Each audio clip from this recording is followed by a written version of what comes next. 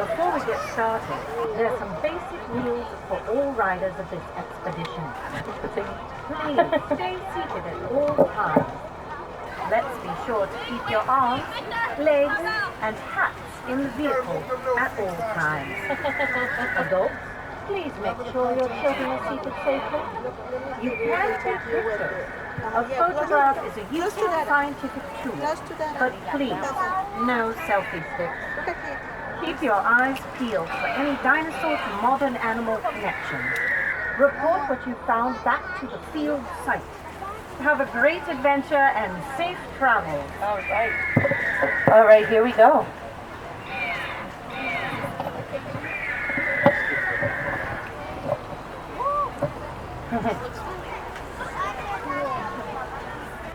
All right, well, hello everyone. My name is Lisa, and I'm going to be your paleontologist assistant today. And you guys are going to be my paleontologists in training.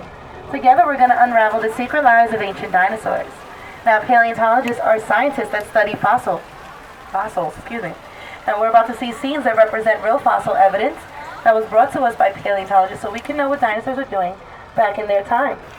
Now, it's important to know that the dinosaurs you guys are going to see today are not all from the same time and place. But the ones that are interacting with one another in each scene are from the same time and place. So keep your field guides close to you so you can keep up with all the amazing animals I'm going to show you.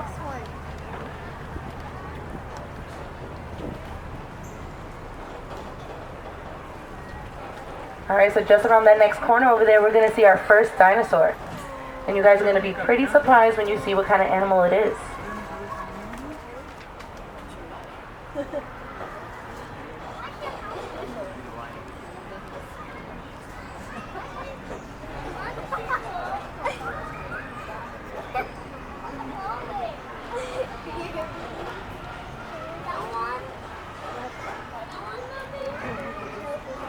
Alright, here it comes.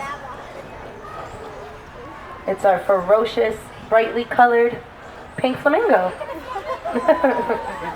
So we paleontologists believe that although most dinosaurs went extinct 66 million years ago, those that didn't go extinct evolved into birds. So we call these birds avian dinosaurs, and the ones that went extinct, non-avian or non-bird dinosaur.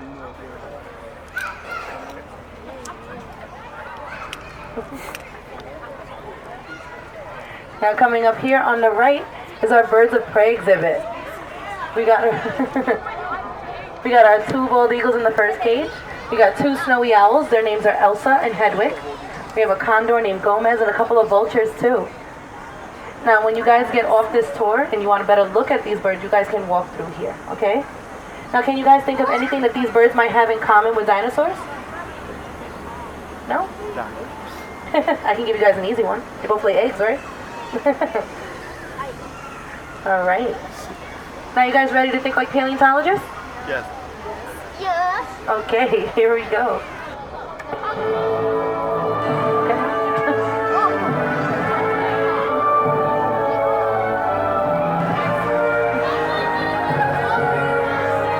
So it's our point. They're following.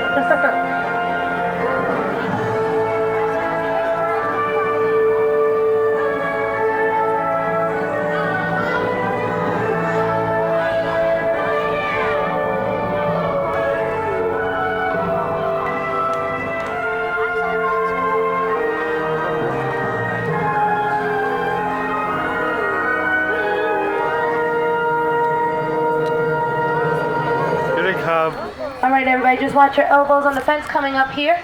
Also please do not grab the fence or the plants. Alright, on the left side is our pack of Deinonychus. And they seem to be in pursuit of a Tenontosaurus just right up ahead. Now paleontologists believe that smaller dinosaurs found strength in numbers, and they used to work together in groups to take down large prey. Now can we think of any animals that are alive today that do the same thing? Working together in groups to take down prey? Wild dogs. Exactly. African wild dog, hyenas, wolves, even lions.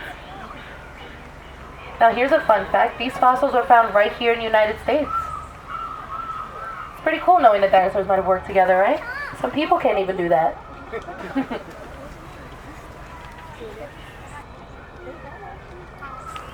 So what are we going to see next? Can you guys see him? Is that a herbivore or a carnivore? Carnivore, right? And how can you tell he's a carnivore? Exactly, those sharp teeth. This is our Majungasaurus, and he's from Madagascar.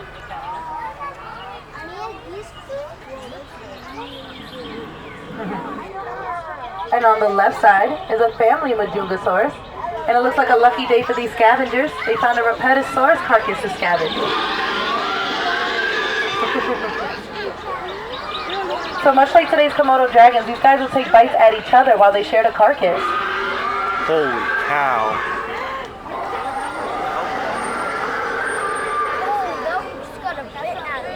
Yeah. Circle of life. Ow. Holy Now cow. I have good news for the herbivore lovers in the group. It seems like a Repetosaurus has gotten away from the family of carnivores. This giant leaf-eating sauropod grew up to around 50 feet long. And paleontologists are now starting to believe that they did not hold their heads up like this. But they did use their long necks to reach high up in the trees to get leaves to eat. Now they kind of remind me of a big giraffe. What about you? Oh yeah. Now the way you can tell this guy's a herbivore is by his teeth too. They're nice and square, which makes it easier for them to chew plants.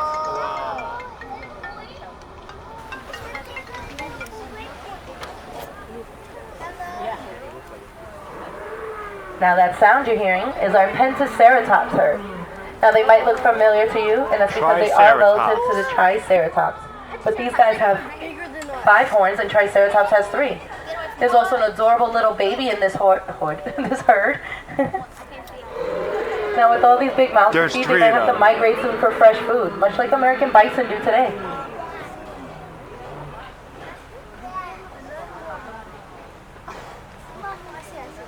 Now just up ahead, do these 3 guys look like the same species of dinosaur to you? Hiding in the bushes on the left side is our Shunosaurus. You'll see him right there. And he grew up to around 30 feet long. And on the right here, going up to around 45 feet long, is our Datosaurus. And just up ahead, the largest of the 3, growing up to 60 feet long, is the Omeisaurus. Now this reminds me of how the gazelle, the zebra, and giraffe can all live amongst each other in the African plains, because they can eat plants at different heights and didn't have to compete for food. That's so high.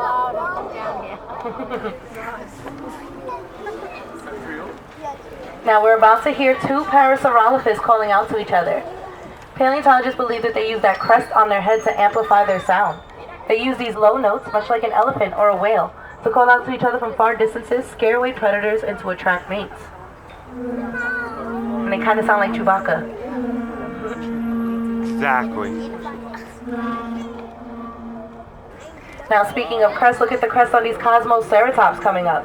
Now those crests were not strong enough for defense, they were mainly used for attraction or show. Both males and females have these elaborate crests, much like some birds we know today, like the hornbill. What is that? Cosmoceratops. What is that? Same thing.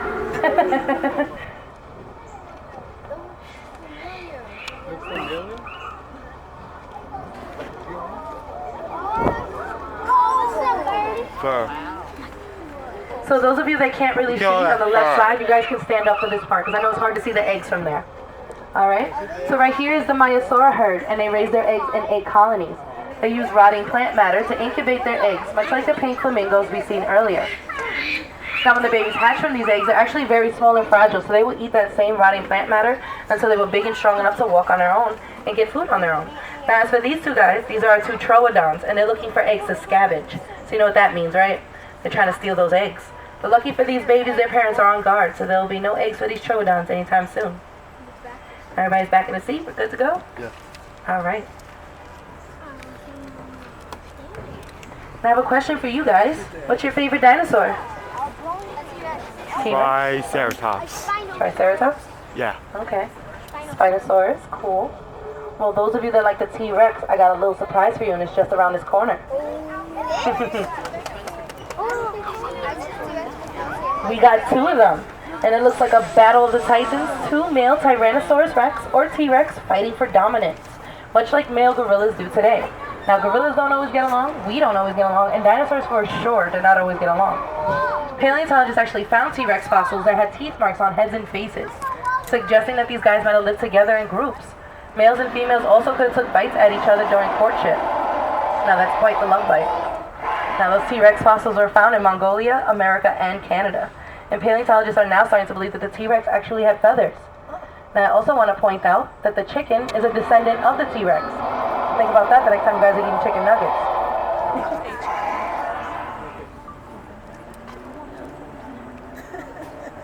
So much like modern day animals, dinosaurs also gathered around watering holes.